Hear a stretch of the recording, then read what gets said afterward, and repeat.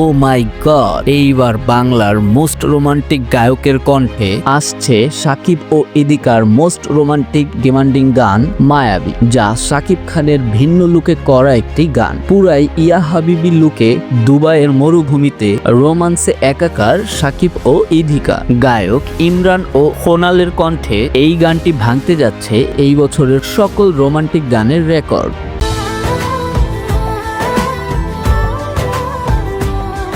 এই বছর শুধু বরবাদেরই গান চলবে সর্বত্র, আর তাই তো এত বড় একটি সারপ্রাইজ দিল বরবাদ টিম।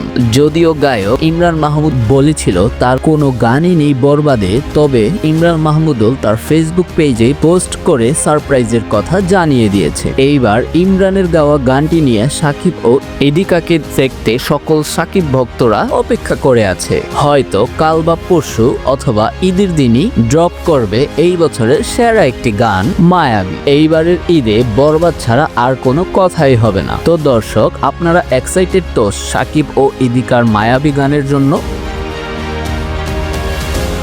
মায়াবী গানের টিজারটি কেমন লাগলো অবশ্যই কমেন্ট বক্সে জানাবেন। আর এই রকম আপডেট নিউজ পেতে সবার আগে সঙ্গেই থাকুন নিউজ টর্নেডোয়।